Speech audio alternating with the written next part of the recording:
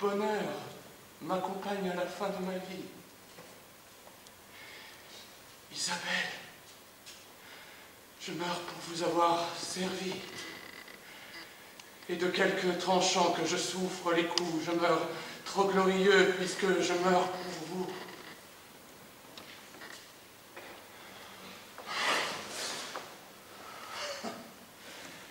Hélas, que je me flatte et que j'ai d'artifice à me dissimuler la honte d'un supplice. Il faut mourir, enfin, et quitter ces beaux yeux dont le fatal amour me rend si glorieux.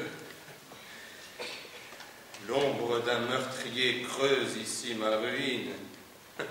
Il succomba vivant et mort. Il m'assassine, son nom fait contre moi ce que n'a pu son bras. 1000 assassins nouveaux naissent de son trépas et je vois de son sang fécond en perfidie s'élever contre moi des âmes plus hardies, de qui les passions s'armant d'autorité font un meurtre public avec impunité.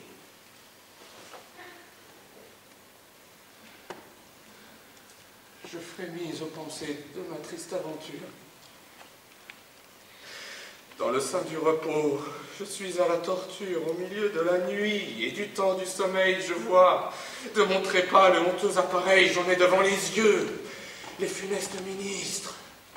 On me lit du Sénat les mandements sinistres, je sors les fers aux pieds, j'entends déjà le bruit de l'amas insolent d'un peuple qui me suit.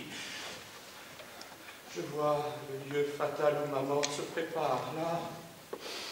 Mon esprit se trouble et ma raison s'égare. Je ne découvre rien qui m'ose secourir et la peur de la mort me fait déjà mourir. Isabelle! Toi seule, en réveillant ma flamme, dissipe ces terreurs et rassure mon âme.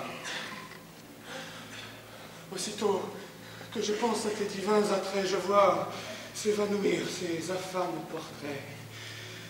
Quelques rudes assauts que le malheur me livre gardent mon souvenir, et je croirais revivre. Mais d'où vient que de nuit on ouvre ma prison? Ami, que viens-tu faire ici, hors de saison? Les juges assemblés pour punir votre audace, mus de compassion, enfin vous ont fait grâce. M'ont fait grâce? Pour Dieu? Oui, vous mourrez de nuit.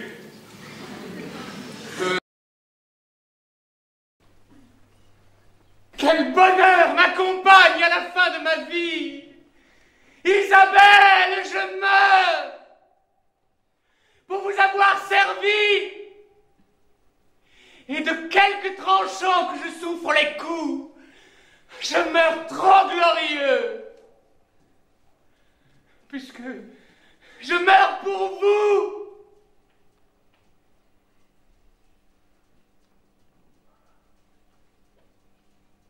Hélas, que je me flatte, et que j'ai d'artifice pour déguiser la honte et l'horreur d'un supplice.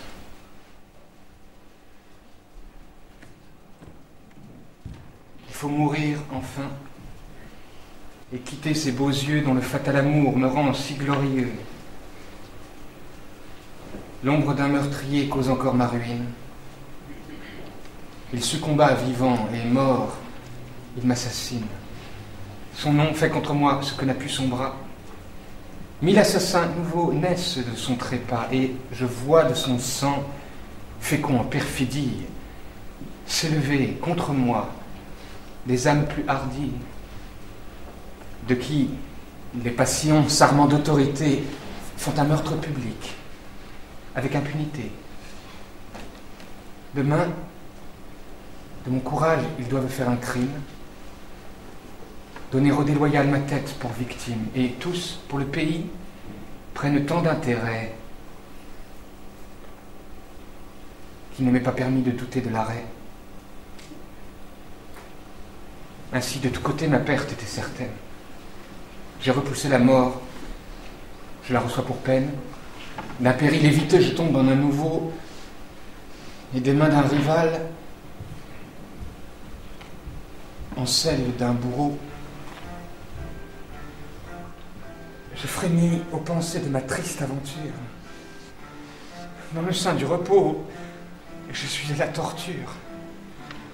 Au milieu de la nuit et du temps de sommeil, je vois de mon trépas le honteux appareil. J'en ai devant les yeux les funestes ministres. On me lit du Sénat les mandements sinistres. Je sors les fers aux pieds. J'entends déjà le bruit de l'amas insolent d'un peuple qui me suit. Je vois le lieu fatal où ma mort se prépare. Là! Mon esprit se trouble et ma raison s'égare. Je ne découvre rien propre à me secourir. Et la peur de la mort me fait déjà mourir. Isabelle!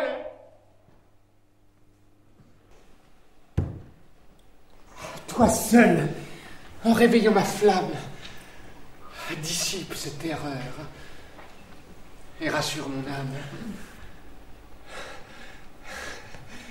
Aussitôt que je pense à tes divins attraits, je vois évanouir ces infâmes portraits.